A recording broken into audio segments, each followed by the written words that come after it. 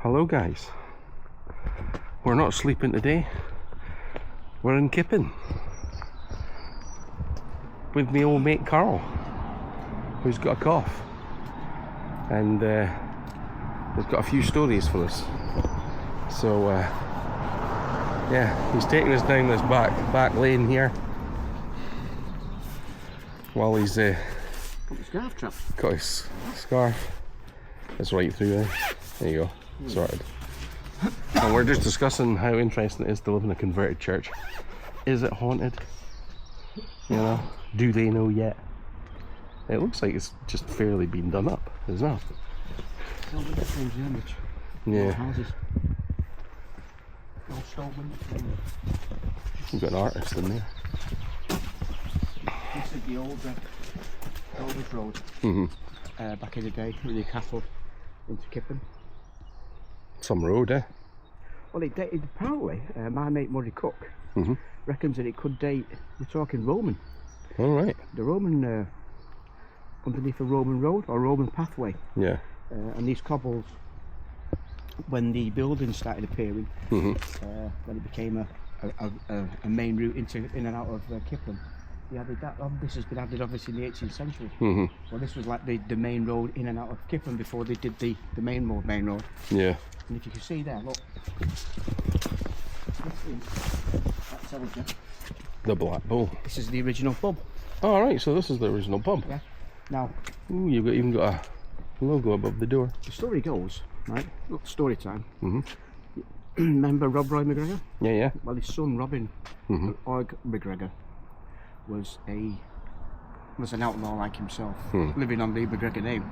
And the story goes that he, well, whichever way you look at it really, kidnapped a lady called Jean Kay, whose father owned this house. She was a widow of 19, and apparently a husband who died was quite a wealthy landowner, and she left her quite a lot.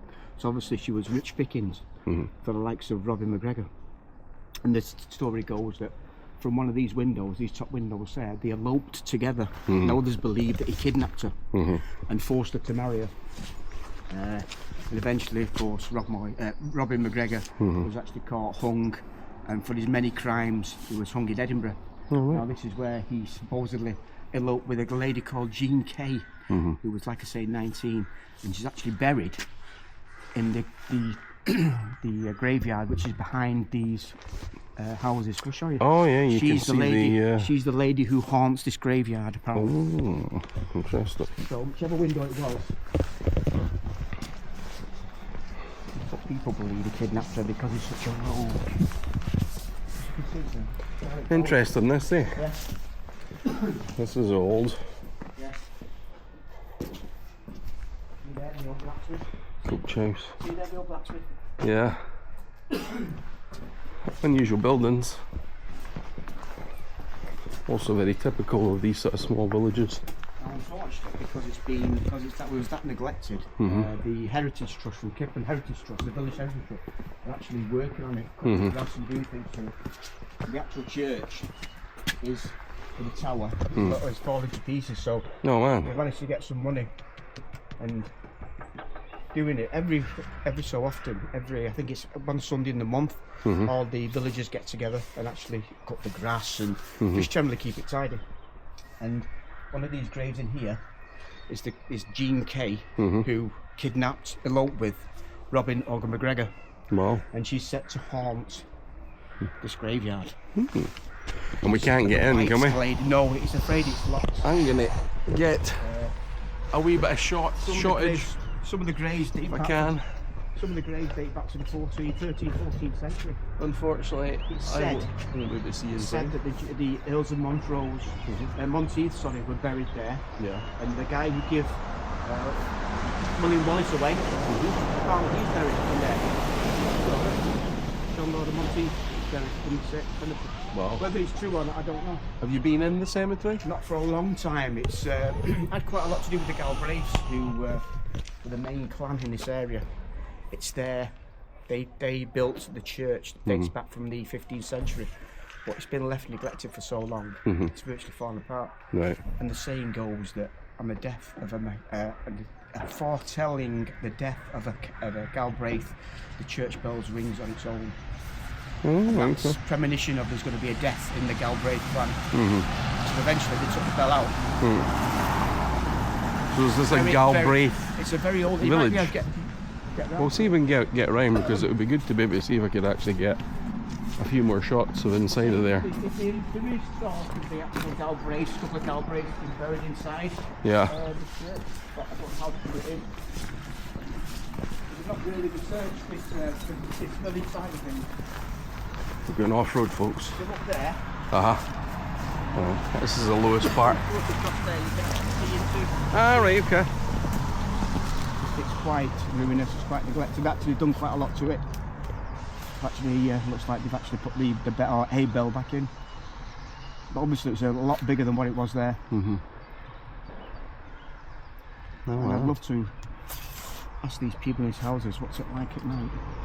Yeah, you're kind of looking straight onto it, aren't you? Absolutely.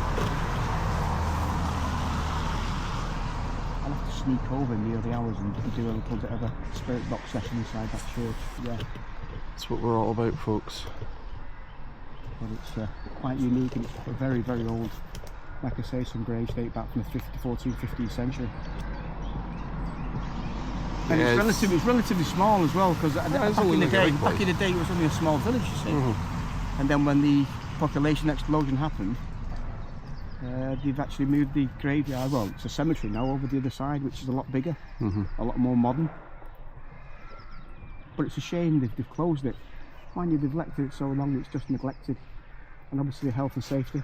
Yeah. Even the graves as well are quite, should we say, loose to the ground. As you can see. Yeah, you'd have to watch your footing in certain areas. Yeah. Right, folks. Oh, wow. Okay. Let's carry on. Getting trapped in the bush here. The old village shop there. Is there an actual shop in? I suppose there's shops here.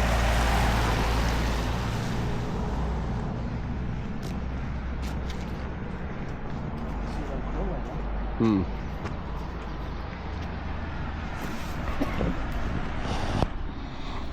know what, down the, I can tell you a story. Yeah. Where when I came across, a friend of mine who was a medium or a sensitive, came across Roman soldiers. Oh, right. Well, Well, I'll tell you one thing, right? This is just me.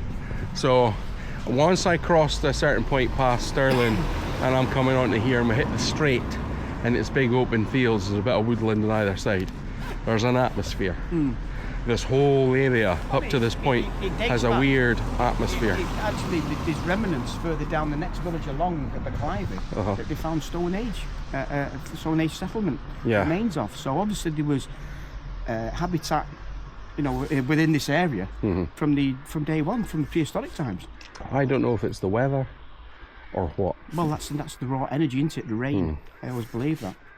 It just set a mood as I was driving here. Even the cobbles, you can just picture the horses. You know, they click clock on the cobble streets. Just think of how busy it must have been. You've got a blacksmith there, you've got a shop there. It must have been a busy area. And you've got the pub just there. You can literally imagine it, you know. I could imagine a horse and cart coming up here, or some horses. Yeah. You can still actually, if you look in there, you can actually still see the remnants of it. So it says, what is it? Oh, so it's it is marked there. Village Smithy, yeah. My dad always fancied being a blacksmith. He's very good with metal. There's the original up there. It's like this, it keeps originality. You know, parts of the village. It's got that crow sound to it. That crow sound to it. That's where they hung people, you know. That's where they're picking the bones of the dead. The old coach house there. face it, you know, you needed the horse-drawn carriages, you needed a blacksmith, you needed somewhere for people to stay. So you've got the building for pubs here, rest houses, the church just there. People lived in the village. Many of the ones I've seen have been have had large archways, you know, for the carriages to go in. Yeah. Obviously, it's been lost during the course of the years. You know, the house has been renovated and people put their own stamp on the building. So that sometimes the character's lost within a building. But good situation like this is that it's still there. I mean, you can see the brickwork's totally changed there. Now, obviously, was that a bigger door? Was that an entranceway to something? Could that have been the barn area, the stables? Yeah, it's definitely been filled in. Yeah. Collapsed at some point. And you can see. In fact, you could probably say this could have been an open area. You can see where the doorway's been. They've adapted a window now. Yeah. So obviously these were your little cottages, your little work cottages.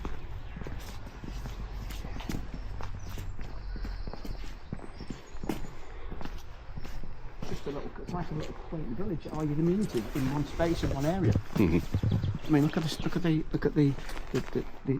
that there, the actual doorway. I mean, that's proper stone. So look at the stone for the lintel. Oh, it's been adapted to use that, and the windows above it as well. Yeah, it's not something we do these days, that's for sure. The village pub.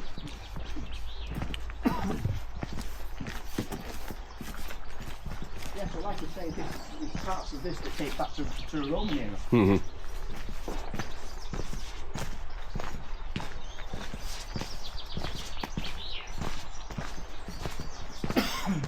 Their garden.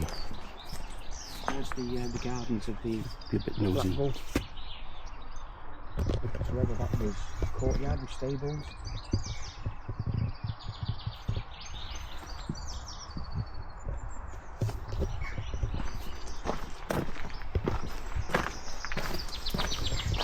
Obviously these are the more modern houses now. Yeah.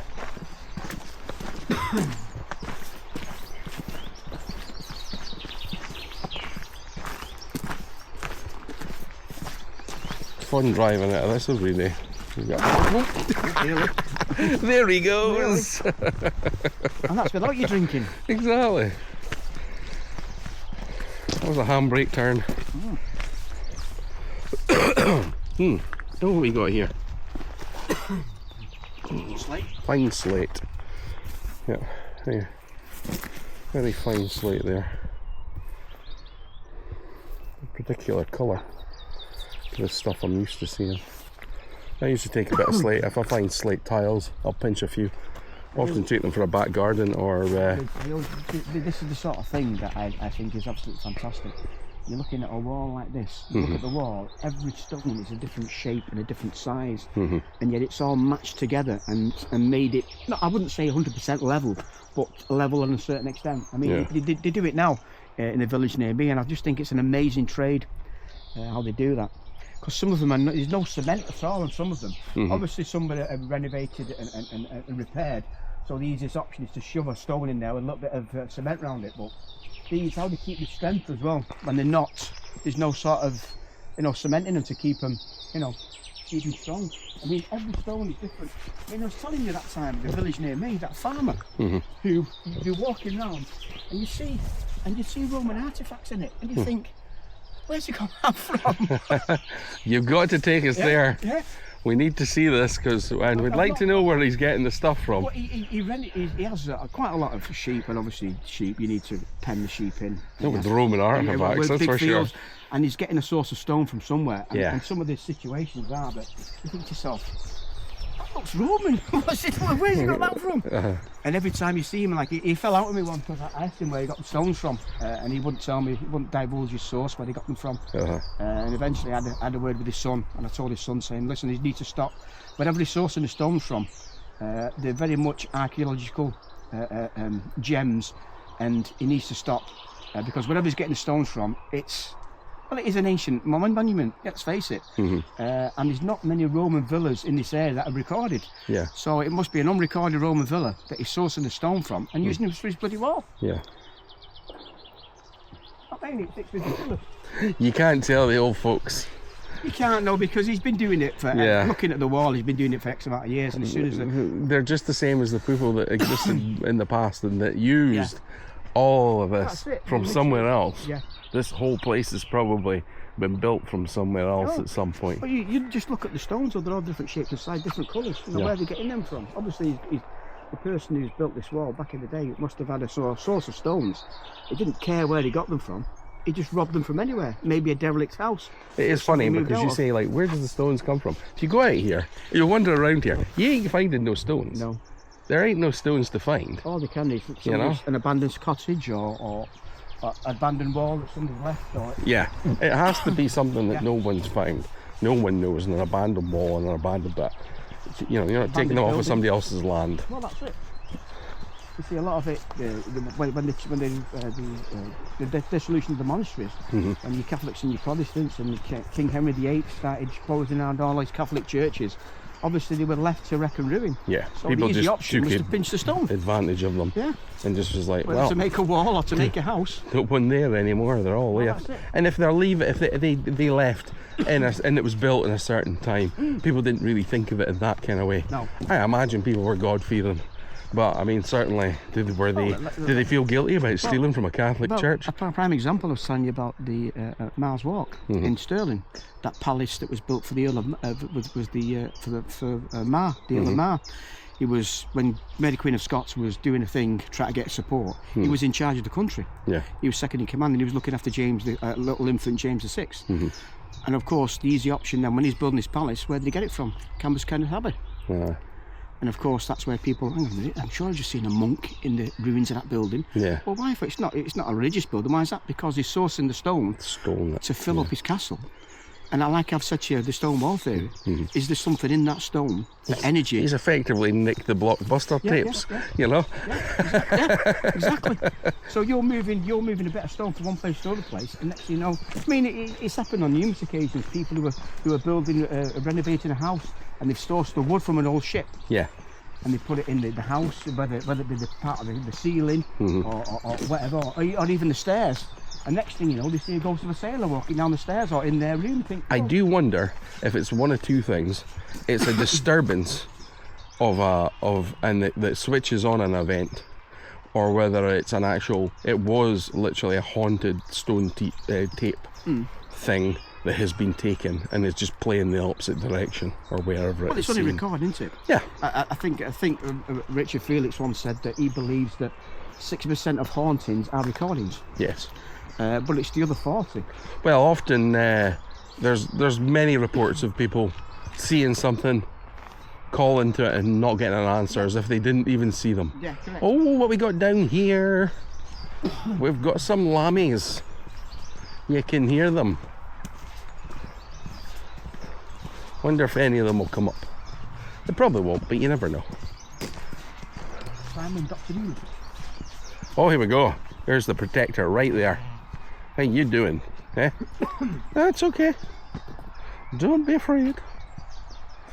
Oh, they're bonny, aren't they? Look at these. Eh?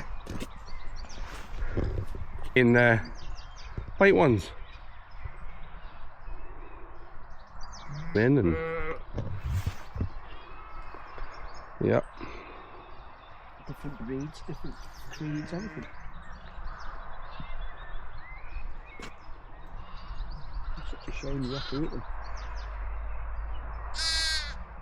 Lamb chops, mint sauce. Not my watch. It's okay, guys. I'm not particularly a fan of lamb. Remember back in the day when you was younger, that cartoon about the was it a sheepdog? They used to look after the lambs, and the root wolf would try to pinch the dog. Oh yeah. And the lamb would say, "It's the wolf! It's the wolf!" You coming? You coming? You're gonna be brave. No, mummy will be gone. You know, don't go over there. As you can see there, military road there. 18th century military road. That's the main road. When I was coming in, there was another road that said 3 minutes slower, which was straight on or just turn off. Right, I won't take you down there because it's pretty much the same, right? Yeah. But you got to remember, I'll tell you a story now. A friend of mine we worked with was in his garden, similar to what he's here, which faces the back of here. So he lives here? Yeah, it's further just round, it's about 500 yards just down the road. And was renovating his garden. He moved into a house and he had an old greenhouse that he wanted getting rid of.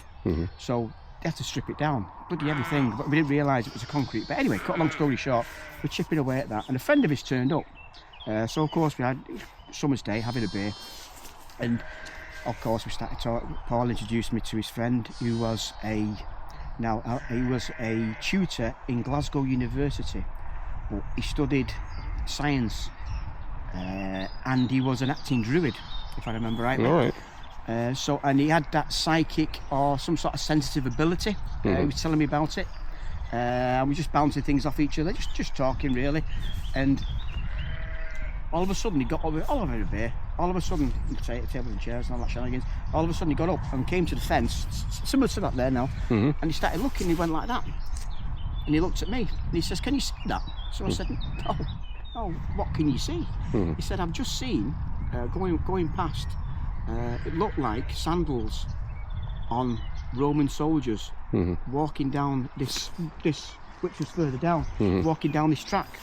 I said, "Really?" I said, "Yeah, I've just seen them." He said, did you hear them? I said, "No." He said, "I could hear them marching, but I could only see them from their knees down. I could only see the sandals." And you were there at the time? I was there. I couldn't see anything. You didn't see anything. My friend Paul was there as well. I couldn't believe it.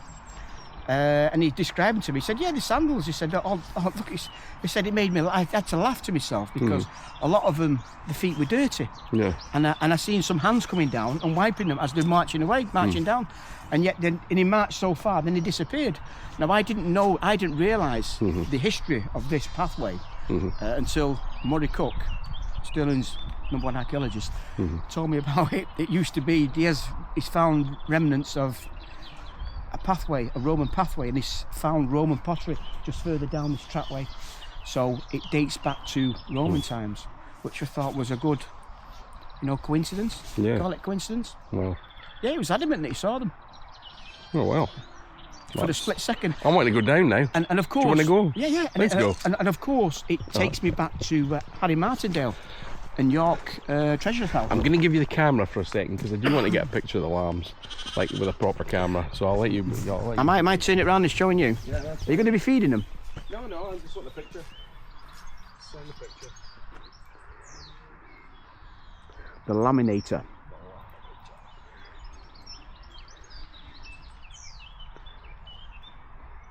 Have you got no grass to give them, Simon? No, nothing.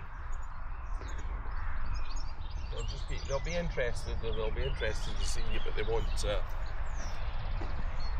They won't come over unless you get them all.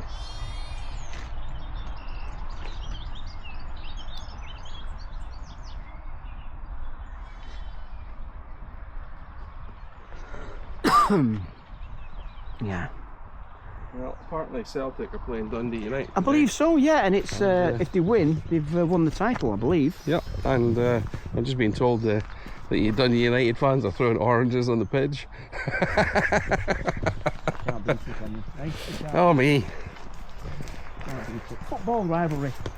I back in the day I used to go to the Manchester derbies, United City, Blackburn, Bolton, Wigan, and teams like that. But it seems to take another. How can I put it? It's more mental. The Scottish rivalry, especially between Celtic and Rangers. I mean, it's hatred, and I've seen many a grown man near enough come to blows in talking about, are you blue nose? Or are you? Half of them are not. There's a historic these best friends rivalry. These best friends not talking to each other because of what the some people previous just day's result. they go a bit too far, don't they? I mean, obviously it dates back the Catholics and Protestants, doesn't it? It dates back. Me being a Celtic fan is equivalent of being, I don't know, someone from another country. Let's say I lived in Pakistan, I'm Muslim and I'm a Celtic fan. same thing. Yeah. You know, But it's even when you're talking to the people who support the rival Celtic or Rangers, Yeah. I mean, they even bring the children up. Nobody's allowed in the house who's like a Celtic fan's not allowed. Can't bring a Rangers fan into the house. I know many, you know, Hearts fans that are from Catholic families. But it seems to take the Glasgow. And, but the Glasgow one teaches to take a. and the other way around Yeah. for Hibs in Edinburgh. So it's the same. It's You want to walk to where the house where we saw it, or? yes, I do actually. Yeah. We might as well. We're here. It's a beautiful view up here, and even if it's not particularly sunny, it's not pissing or rain. Well, if you look at it, the village of Kippen is built. It is like a hillside, isn't it? Yeah, there's a nice bit of air here. So strategically, it's not surprising.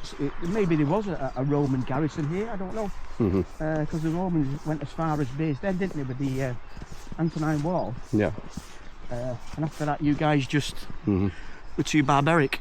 Yeah. So they stopped the wall there, and that only lasted what 40 years before they retreated back into England. You'd only get so Yeah, far Hadrian's past the Wall, wall, yeah. you'd bump into a tribe. Oh, that's it. You'd be Look- attacked, Look at the terrain. murdered. Mountainous, yeah. God, you might even get, you know, taken into the actual clan, you know. And they weren't really clans then.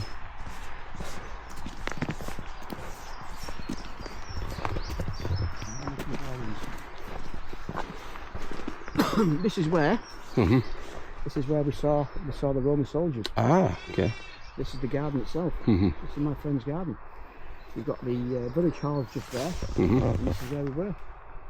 So where was he looking then to see them? We had the greenhouse was virtually in the corner here. So it comes down.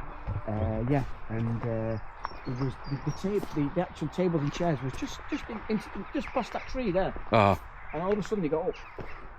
So we saw them from here to where you are. uh-huh. They just disappeared, he said. So this ground might have been higher then, Possibly. because they could have been walking along here. Obviously, these stones here were here for a reason. These have been built into this. Funny if you saw a bunch of hippies with sandals on. Yeah. Except that when we saw the dirt, as detail, we saw the dirt on the feet. And one actually lifted his up and shook his dirt away. But like I say, from the knees down, you're only seeing the knees down. That energy, Yeah. maybe over the course of time, maybe you can see full Roman soldiers. But as the energy starts to wear down, like a battery, Yeah. maybe it gets gradual until eventually you might just hear them. You do have some solid rock here. Yeah. Is that natural, or would you say that's put there for a reason? I think that's natural. But you've got quite a bit of stones. Yeah, you could go digging in your back garden, it could all be suddenly flat and you'll just hit one giant stone. Almost like a meteor. I think this is what happened to my dad's back at one point. He hurt his back badly.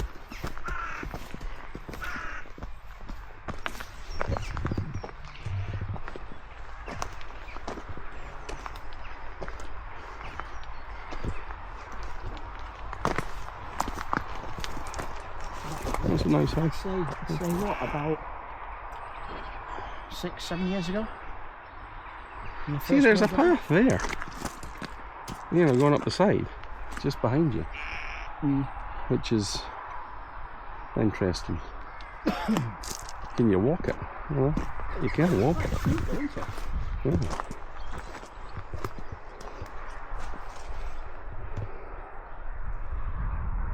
What do you think, folks? Roman soldiers?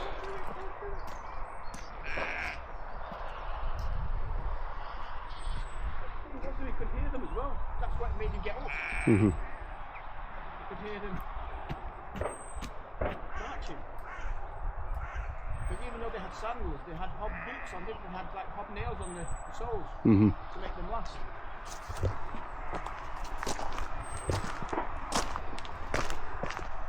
But I don't know, like didn't really ask him if what was the surface like that they were walking on. Was it, you know, were they raised when they were walking, or were they actually walking on the surface? Were you doing any of this stuff at the time? I was just involved with going to ghost hunts, yeah, but I wasn't really involved in any group. Something that's always interested me. And of course, I worked with the guy who owns the house. Well, I worked with him for so long, and unfortunately, he's left I'm no longer seeing him now. He works for the rail. It was just a one-off thing in the summer. I volunteered to help him move it because he's telling me that he's struggling to move it because it's quite old and twisted. And so I said, well, I'm not doing anything. I'll come down. And he invited a friend of his down from the University of Glasgow, he told me he's a druid, and he had psychic and mediumistic abilities. And I was just talking to him about it. It's something that I had, like you know yourself, something that always interested me, mediumship, how people can see things and other people can't. You know, is it something to do with, you know, your mindset or, you know, things like that? And I was just talking to him about it, and he just got up and got to the gate and smiled to himself. And at first I thought it was mental, as you do, because you can't see it, I can't see it. Yeah. And he was. Yeah, we're coming up here. What time of day? It was during the day. I guess I'd say afternoon. Afternoon, yeah. Weekday, weekend. Yeah, it was a weekend, a Saturday. Weekend, a Saturday. Sunny Saturday it was. We were on our t-shirts and shorts. So, round about this time of year, maybe a bit closer to June, July. Yeah, it was summertime. Yeah, it was quite warm. What triggers it off though? Yeah, somebody's well shooting in the background there. Yeah, probably clay pigeons shooting or something. I think it's the what's it, birds, isn't it? A lot of farmers hire their fields out for people to come from the cities to shoot them. You know, the gaming birds. Right? They shoot the lower classes. Well, you Run across the you field. find a lot of them are ex-generals and people like that, you know, and have upper class society come down and have a load of wine, yeah, and try and aim a gun at a bird. Great combination. Yeah, that's it. I need to check out the place again that I was with my mate David and Stuart in Fife. It was pretty good. I know the stones, there's quite a lot of stones on the. What do you want to say? Are they natural or what they put there for a reason? Well, that's what I'm wondering is how much has this been dug out over the years? What's still there? Because often. I'm assuming back in the day it was a lot wider. Yeah. And then on top of that, there is the fact that you know, a lot of the time it's lower. It's lower than this. So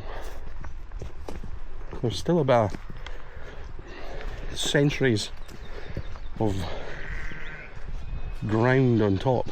I think it would go out that way. What do you want to do now? Do you want to look for the cottage, or do you want to go mental detecting? Mental detecting. Yeah. It is that, isn't it? What about this church that we're parked beside? What the church that we're parked beside? What's it like? It's a very nice church, built around about 1880. That took over from the church that was after the Church of Scotland. They gave up that church due to, I think it had quite a lot of structural damage. Yeah. It needed a lot of work doing to it, and so the villagers chipped in and actually built a new church. It's very popular at you know, certain times, weddings, christenings, bar mitzvahs. One of the first churches I came into, took pictures of. The lady priest at the time, the minister, sorry, was very nice. She showed me around it. It's from America. Showed me around it. Had quite a bit of money spent on it. One minister covers, I think it's 3 different church villages, villages in the church. But yeah, it's a lovely church. So you've asked the guy if we can go on to the land. Well, I mentioned it to him on Friday. I bumped into him on Friday. And I said, what I'll do, I don't know yet, yay or nay. Does he want pickings of the gold, is he? Well, I told him I'll 25%. And I said to him, if we do decide to do it, I'll knock on. Because I don't know where, hopefully, his land covers, as we go down to the bottom, you'll go to Drovers Road. His land is on that bit. There's one up there, yeah. So, hopefully, as we go down that steep when we're going there, we might be able to, if his land's there, we can be able to. It's how you feel. I mean, if you're not feeling well, you're not going to be wanting to be digging, but at least we can give it a crack. Well, that's it. We won't take long, we'll just go and have a wee look. Speculate to accumulate, mate. Yeah. It might be a big gold. We might find a spot that we can come back to. I mean, you were saying that there's quite a lot of people that actually do that, especially in the summertime. There's 1 or 2 people doing it. And I asked him, and he said, yeah. So, like I said, we're not professionals, are we? We're just doing it for. Yeah. Of course, we're just having a wee look. Used to the machine as well. See if it works. Yeah. I think my dad's tried it in his back garden, but that's as far as it goes. Anything? Hey, my dad, when we moved into that property, we stripped the garden. We literally stripped all stones out the garden, because that's how you want your garden to be if you're going to put down grass. A lot of people don't do that.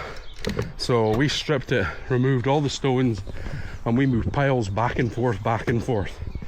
And so our soil is good up to a point, so we've cleaned everything out of there. But I'll stop the video here while I go to the back, and guys, we'll probably see if we can do a bit of metal detecting, see what happens with said metal detector. I've spoken to the farmer's wife, she knows we're here.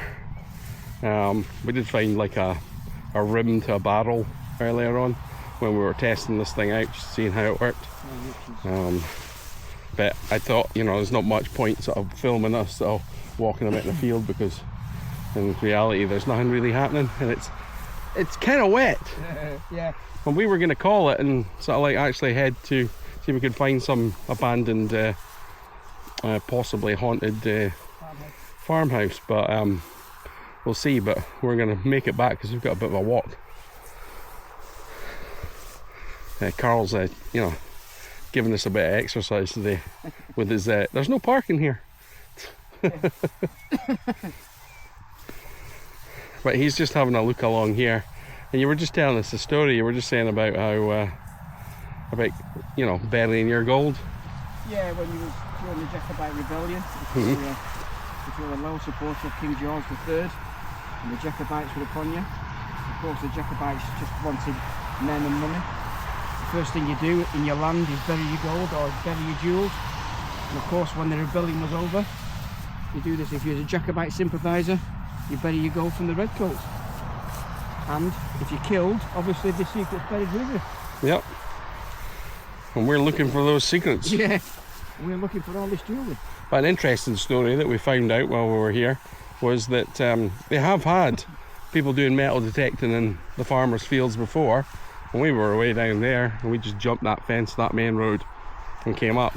And the wife of the farmer was saying that she found possibly it was like a grandfather's wedding ring, but it had been lost for like 50 years, which was found by the metal detector people. So, you know, this does work if you're in the right spot. Yeah. And in reality, what we're looking for is unknown battlefields, roads where people, old roads where people have walked for many years and may have dropped stuff. Even that Roman road that we were checking out is the sort of places that we've been wanting to look. We had a wee test, just to give you a wee test. I'll show you here on a nice bit of flat ground. Look, just about flattened his foot there. Can find it in my pocket somewhere. I'll just be 20p.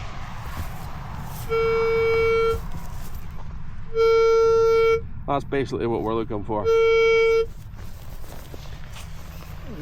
Just keep us. Yeah, that's your fee. But yeah, so we'll continue up here. If we find the gold, you'll know.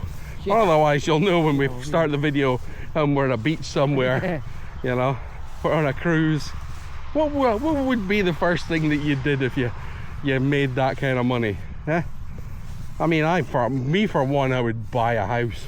Yeah, I think that's Secondly, I'd probably get my mum and dad to sell their house and move them up closer to me, so I have to travel up north, although that means giving up, you know, the place that I do like visiting. But then at this point I could choose where I live, you know, so it doesn't really matter. And then I'd probably buy a new car. I would still work. People say that, yeah, you wouldn't work. Well, I probably would. And your mum's notice. yeah, and I'd go on holiday. I'd probably take my mum and dad on a cruise. Forever. So that's probably what we would do.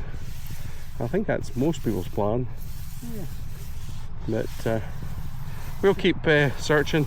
Just find it. And yeah, and we'll catch you if we get somewhere different.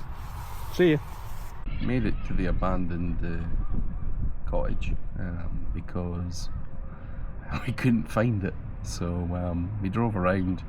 Wish we'd kind of filmed some of that because there was some fantastic scenery around there, but I might do that next time. We will find it.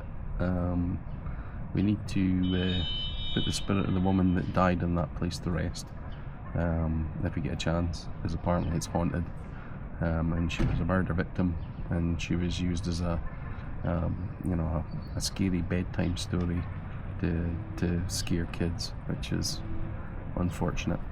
But yeah, more videos to come. I thought I'd just add to the end of this video, which I was supposed to do 2 days ago, a couple of days ago, and I just remembered right now, so I thought I'd just end it with a wee view from sunny Edinburgh at the back of the castle. So I'll see you next time. Bye.